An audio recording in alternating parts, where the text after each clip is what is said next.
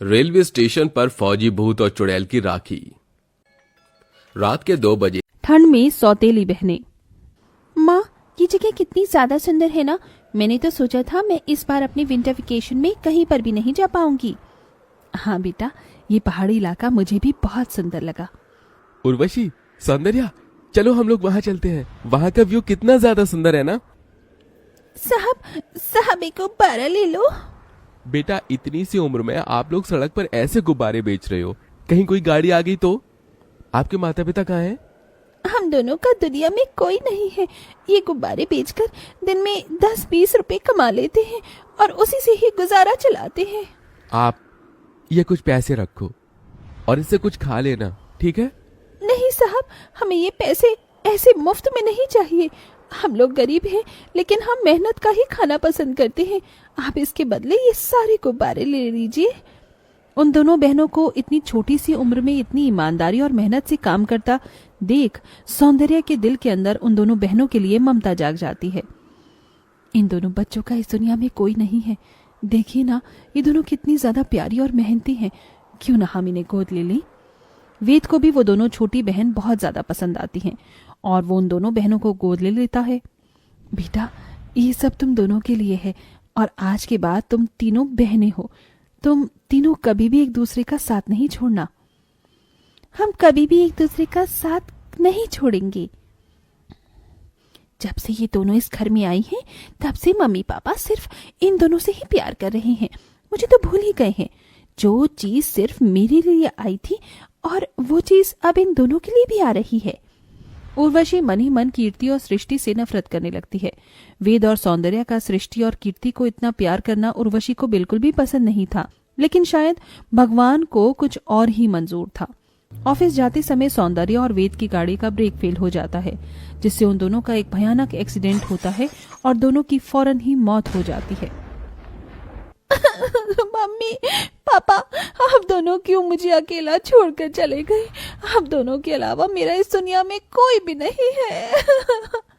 आप दोनों कुछ बोल क्यों नहीं रहे हो? उर्वशी दीदी, देखो ना, मम्मी पापा को क्या हो गया? ये सब सिर्फ तुम दोनों की वजह से हुआ है। पहले तो तुम दोनों ने मेरे मम्मी पापा का प्यार मुझसे छीन लिया और अब मेरे मम्मी पापा को ही मुझसे छीन लिया है। मैं तुम दोनों को कभी माफ नहीं करूंगी। उर्वशी अपने माता पिता की मृत्यु का कारण सृष्टि और कीर्ति को मानने लगती है और उनसे बहुत ज्यादा नफरत करने लगती है। कीर्ति, खाना खा ले, तूने कल से कुछ भी नहीं खाया है। नहीं दीदी, मेरा कुछ खाने का मन नहीं कर रहा है। मेरी बहन थोड़ा सा खा ले, वरना मैं भी नहीं खाऊंगी। अपनी बहन के कहने पर कीर्ति जैसे ही निवाला उठाकर खाने लगती है, वहां उर्वशी आ जाती है और खाने की प्लेट छीनकर जमीन पर फेंक देती है। पहले तो मेरी मम्मी डैडी को खा गई और अब यहाँ आराम से खाना खा रही हो। घर में इतने सारे काम पड़े हैं, कौन करेगा? जाकर जल्दी से घर के सारे काम करो, वरना तुम दोनों को मैं घर से ही निकाल दूंगी, समझी? फिर इस कपकपाती ठंड में सड़क पर भटकते रहना। कीर्ति, सृष्टि उर्वशी को अपनी सगी बहन मानते थे, इसलिए वो उसकी सारी बात मानते थे। कीर्ति, सृष्टि ऐसी ठंड के मौसम में भी छोटी सी उम्र में ठंडे पानी में घर के सारे कामकाज करती हैं। ठंडे पानी में काम करने की वजह से उन दोनों के हाथों में छाले पड़ जाते हैं, लेकिन उर्वशी ये सब नजरअंदाज करती है। मैंने इनसे अपना होमवर्क करने को कहा था, लेकिन ये दोनों तो सो रही हैं, वो भी हीटर चलाकर। उर्वशी एक बड़े से बर्तन में ठंडा पानी डालकर उसके अंदर बहुत सारे बर्फ के टुकड़े डाल देती है और उसे लाकर सो रही सृष्टि और कीर्ति के ऊपर डाल देती है। ठंडे पानी की वजह से दोनों बहनें घबराकर और ठंड से कांपती हुई उठती हैं। हो दीदी, आपने इतनी ठंड में हम पर ये बर्फीला पानी क्यों डाल दिया है?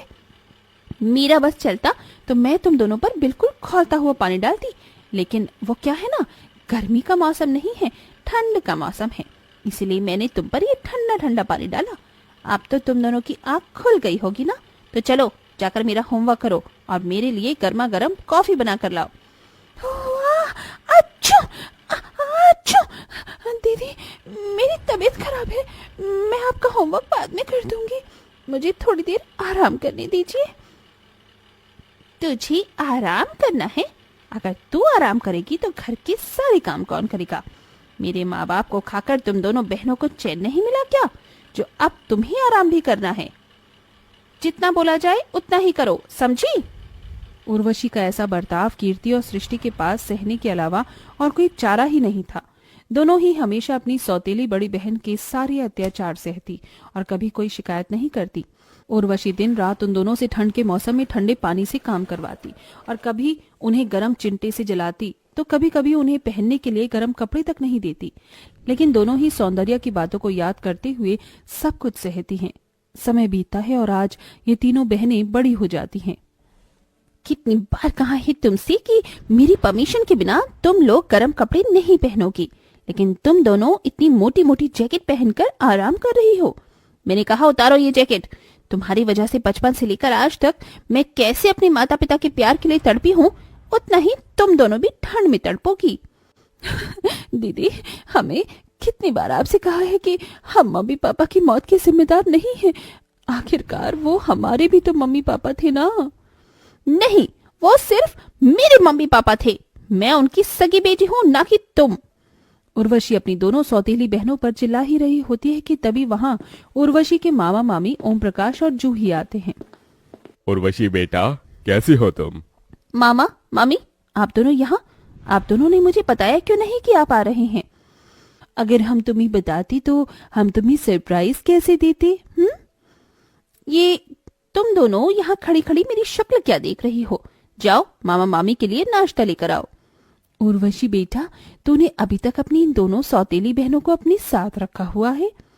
मामा मामी, मैं तो कब से इन्हें निकाल देती, लेकिन माँ ने कहा था कि मैं इन दोनों का साथ कभी न छोड़ूं, इसीलिए मैं इन्हें इस घर में रहने दे रही हूँ। लेकिन मेरे दिल में इन दोनों के लिए सिर्फ नफरत है। आप दोनों यहाँ बैठिए, मैं अभी आती हूँ। उर्वशी के वहां से जाते ही, अच्छा हुआ इसके दिल में अभी तक अपनी इन दोनों सौतेली बहनों के लिए नफरत है। मुझे तो लगा था ये तीनों इतने सालों में मिल न जाए। अब हमें कुछ भी करके उर्वशी से जायदाद के पेपर्स पर साइन करवाना होगा और ये सारी जायदाद को अपने नाम करवाना होगा। ओम प्रकाश और जूही दोनों की नजर उर्वशी की प्रॉपर्टी पर थी।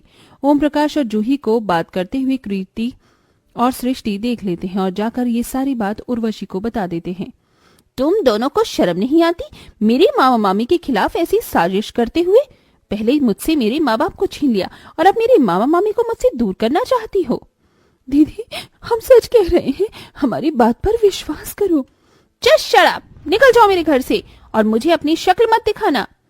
सृष्टि और कीर्ति अब पूरी तरह से टूट जाते हैं और घर छोड़कर चली जाती हैं, जिसका फायदा ओम प्रकाश और जूही उठाते हैं और जायदाद के पेपर बनवाकर उर्वशी के पास ले जाते हैं।